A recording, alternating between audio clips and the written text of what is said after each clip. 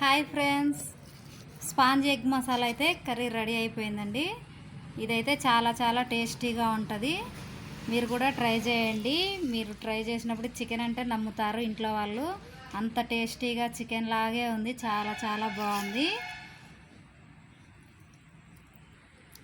మసాలా కూడా చాలా బాగుందండి. ఈ కర్రీ అన్నంలోకైనా రోటీల్లోకైనా చాలా టేస్ట్గా ఉంటుంది. చాలా బాగుంటుంది. మీరు కూడా తప్పకుండా ట్రై చేయండి. ట్రై చేసిన వాళ్ళు ఏ విధంగా వచ్చిందో మాకైతే కామెంట్ రూపంలో తెలపండి. ఎప్పుడు రొటీన్గా ఎగ్స్ని ఉడకబెట్టి అలా ట్రై చేయకోకుండా ఒక్కసారి ఇలా కొత్త పద్ధతిలో ట్రై చేయండి. చాలా బాగుంటుంది. చూడండి, చాలా మెత్తగా స్పాంజీగా ఉంది ఎగ్ మొత్తం కూడా. ఇలా ట్రై చేయండి మీరు కూడా తప్పకుండా. ఇది ఏ విధంగా కర్రీ మొత్తం ఏ విధంగా చేసామో తెలుసుకోవాలనుకుంటే మాత్రం తప్పకుండా వీడియో ఎక్కడా కూడా స్కిప్ చేయకుండా పూర్తి వీడియో చూడండి.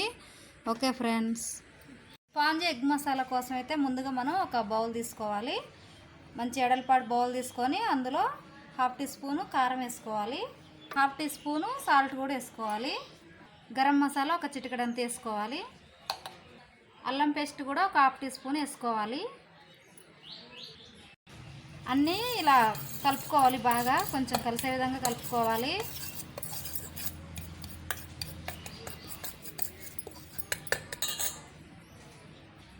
ఇప్పుడు ఎగ్స్ తీసుకొని ఇందులోనే మనం కొట్టాలి.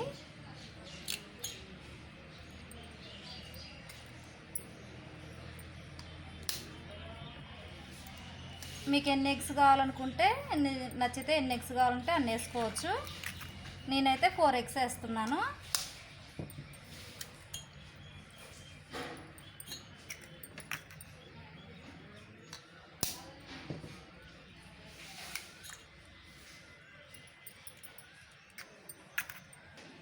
ఇప్పుడు ఎగ్స్ అన్నీ కూడా బాగా మిక్స్ అయ్యే విధంగా బాగా గిలకొట్టాలి.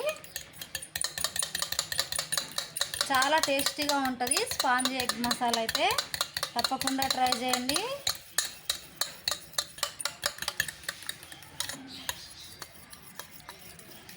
బాగా మొత్తం మిక్స్ అయ్యే విధంగా గిలకొట్టుకోవాలి. ఇడ్లీ పాత్ర కానీ లేదంటే ఒక పెద్ద మందపాటి గిన్నె కానీ తీసుకొని అందులో బేక్ చేసుకోవాలి. వాటర్ పోసినాక మనం అడుగునైతే ఒక బాక్స్ గిన్నె మూత కానీ ఏదన్నా ఒక గిన్నె ఇట్లా పెట్టేసి దానిపైన అయితే మనం ఈ గిన్నె పెట్టేయాలి. అప్పుడే ఆవిరి ఇందులో పడకుండా ఎత్తుగా ఉంటుంది.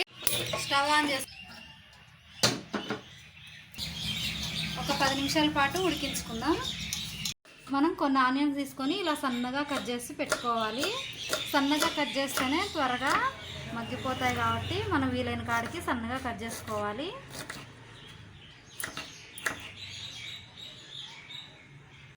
టమాటా ముక్కల్ని ఇలా కట్ చేసుకున్నాక మనమైతే గ్రైండ్ చేసుకోవాలి మెత్తగా. అప్పుడే మనకి గ్రేవీ అనేది చాలా బాగా వస్తుంది. మసాలా అనేది గ్రైండ్ చేద్దాం.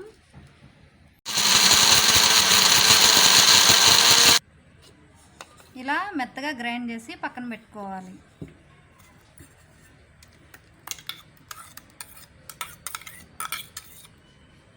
మిక్స్ అయిందండి, గ్యాస్ ఆఫ్ చేసుకుందాం.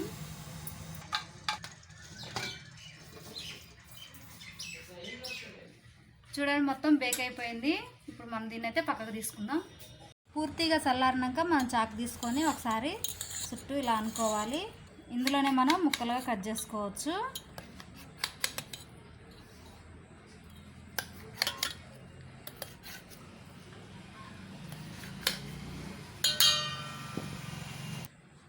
ఇప్పుడు ఒక ప్లేట్ బోర్లించి దీన్ని అయితే మనం ఇందులోకి రివర్స్లో అనుకోవాలి. ఎగ్ మొత్తం కూడా ఉడికిపోయి చూడండి స్పాంజీగా వచ్చింది. ఇప్పుడైతే మనం స్పాంజీ మసాలా కోసం ప్రిపేర్ చేద్దాం. ఇప్పుడు స్పాంజీ ఎగ్ మసాలా కోసం అయితే మనం తగినంత నూనె తీసుకోవాలి. మనం ఎగ్స్ వేసిన దాన్ని బట్టి నూనె అయితే తీసుకోవాలి.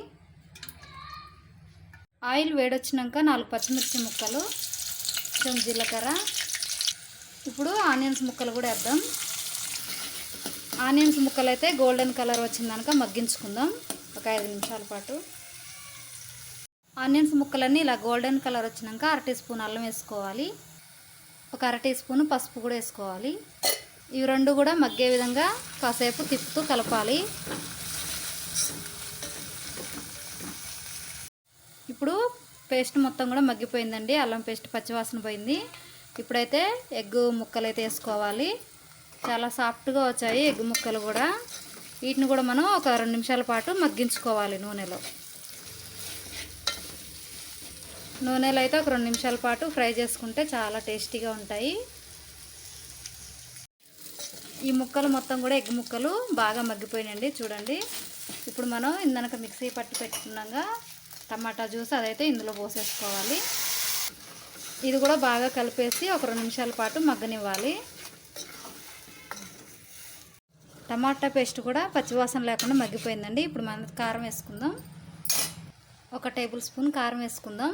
ఇంకా స్పైసీగా కావాలనుకున్న వాళ్ళు కొంచెం ఎక్కువ కూడా వేసుకోవచ్చు. రుచికి తగినంత సాల్ట్ కూడా వేసుకుందాం. కారం అనేది కూడా మగ్గిందనుక మనమైతే ఒక 2 నిమిషాల పాటు మగ్గనివ్వాలి. చాలా చాలా టేస్టీ అని కర్రీ అండి. దీన్ని మనం ఎగ్ ఫ్రై లాగా కూడా చేసుకోవచ్చు టమాటా జ్యూస్ పోయకుండా. ఆ వీడియో కనుక మీకు కావాలంటే తప్పకుండా కామెంట్ బాక్స్లో తెలపండి. చాలా చాలా టేస్టీ అని కర్రీ.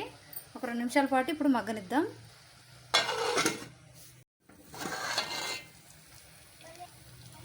చూడండి మొత్తం కూడా మగ్గిపోయింది కారం మొత్తం కూడా. ఇప్పుడు మనం ఇందులో మసాలా వేసుకుందాం. తగినంత మసాలా వేసుకోండి. ఈ మసాలా అనేది కూడా కొంచెం సేపు మగ్గనిద్దాం. అప్పుడే మంచి టేస్ట్ అనేది వస్తుంది.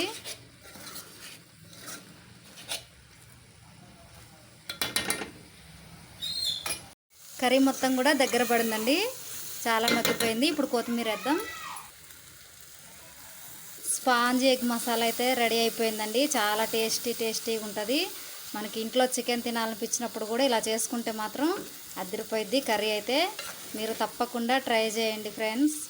నచ్చిన వాళ్ళు సబ్స్క్రైబ్ చేసుకోండి. ఇప్పుడే కొత్తగా చూస్తున్న వాళ్ళు మా ఛానల్ని సబ్స్క్రైబ్ చేసుకోండి. ఇంతకుముందు సబ్స్క్రైబర్లు కూడా చూస్తున్నందుకు చాలా చాలా థ్యాంక్స్ అండి. ఓకే చూడండి రెడీ అయిపోయింది.